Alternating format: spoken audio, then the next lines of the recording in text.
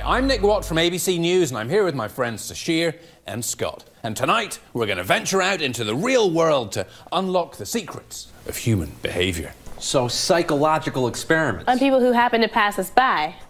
Exactly.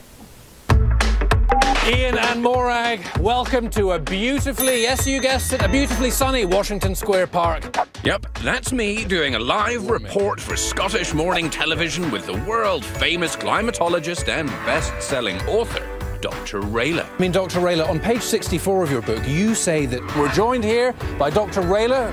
Wait, did I just call him Dr. Rayla too? I mean, Dr. Rayla, in your last book... And he's also Dr. Rayla? Anything is possible. Dr. Rayla, on page 64 of your book... Will the real Dr. Rayla please stand up? That won't be possible, because this is Would You Fall For That? Yes, And Dr. Rayla is a made-up person, an anagram of a liar. What I'm really doing in that very unfortunate tie is an experiment in how we get other people to do what we want.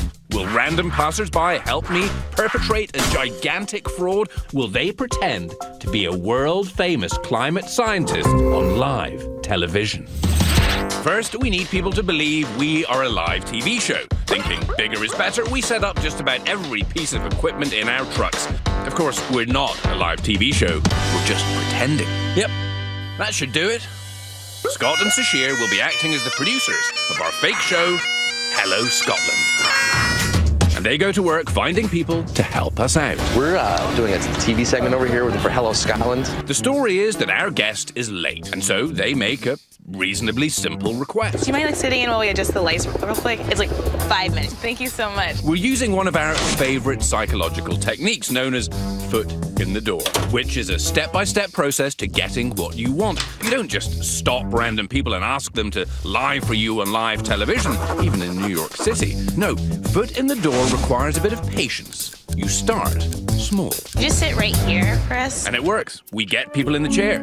Nancy is a law school graduate. I don't know where Dr. Rayla is. Is that the person you're waiting for? That's the person we're waiting for. Yeah, she's supposed to talk to us about the weather.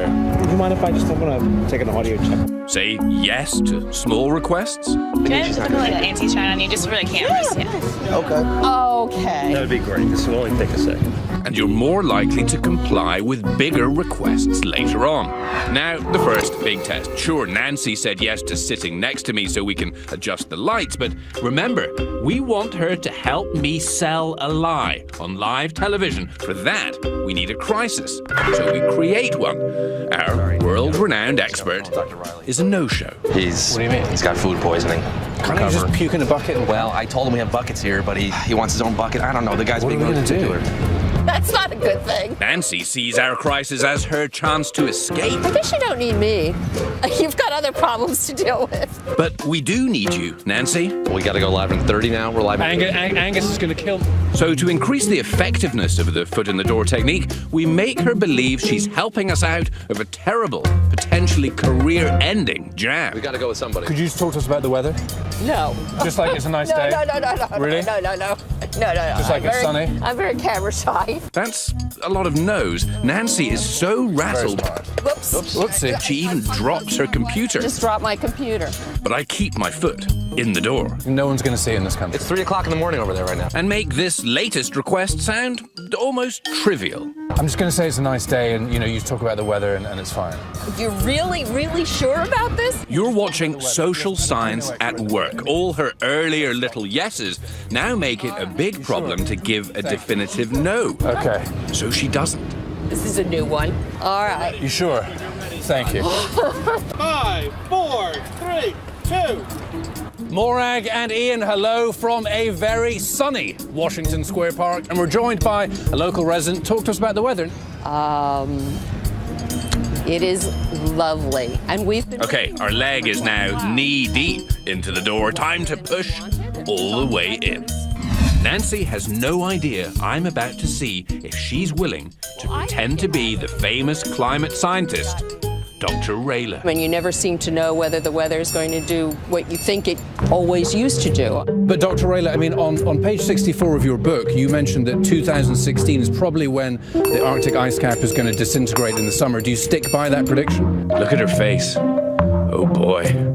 I guess I do. And I mean, how about, you also made an assertion on page 86 that within 8 years, Edinburgh is going to be as warm as Caracas year round. I mean, that's a bold statement. Certainly is, but that seems to be the way things are moving. Thank you very much, Dr. Rayla. Ian and Morag, back to you in the studio. She did it. She went along with the lie. I've just become a doctor. Yeah. And she wasn't alone. The foot in the door technique really works. That's fascinating. So, I mean, Dr. Rayla, what is next for you? I heard rumors that you were planning to spend 8 months in Greenland, ice boring up there. Is that still going to happen? Do you have the funding? I think we have funding right now. I think things going to happen soon. Perfect. I mean, Dr. Rayla, on page 64 of your book, you suggest that the Arctic ice cap is going to be completely gone by the summer of 2016. Would you stand by that bold assertion?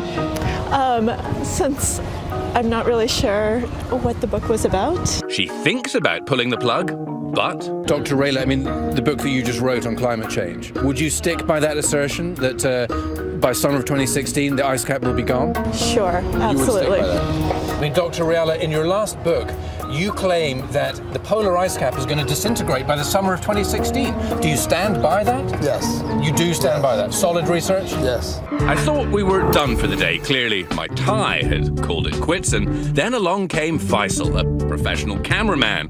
When Faisal heard Dr. Rayla wasn't going to make the interview, he jumped right in to offer help. Yeah, he's not coming. Interview me. What can I tell you? You sure? Why not? So instead of going slow, putting just a foot in the door, we jumped right in. Dr. Rayla. Okay. Wait a minute. Whoa. I'm Dr. Rayla? Hold on, we're live. 4, 3, 2. Hello, Ian and Morag. We're joined here by Dr. Rayla. You have said in your book that within 8 years, Edinburgh could be as warm as Caracas. Would you stick by that fabulous assertion? Absolutely. And what about the idea that by the summer of 2016, we might see a total disintegration of the polar ice cap in the summertime? I believe that's very plausible. Why do I say that? Evidence shows that... Our fake Dr. Rayla got so lost in talking about his fake book on our fake morning show, I needed to create another fake story just to end the interview. There, the studio is asking us to go back because they have a breaking news situation in Paisley. Ian and Morag, goodbye from a very sunny Washington Square Park. I'm really sorry to cut you off there. That's okay. I think there was a house fire in Paisley. Listen, I didn't realize I was playing someone else, but you know what? You were good. It's called acting. It's called acting. You've got to do it. Now what? Now, the toughest part of my performance, I had to tell all of our Dr. Raylas that they were part I don't actually work for Scotland Today. This is for ABC. of the social experiment. I saw your face when you were like, I'm Dr. Rayla. You were like, oh, no. Okay. Wait a minute. Whoa. I'm Dr. Rayla? Hold on, we're live. I said this is no time to panic. Let's handle it. You rolled with it. Yeah, I just rolled with it. It's like acting. It's like acting. You just roll with it. Yes, if you want to call me Dr. Rayler, please feel free. Why did you decide just to go with it? You looked like you were in a jam. And remember, if anyone asks you for a simple favor, make sure they're not really asking, would you fall for that?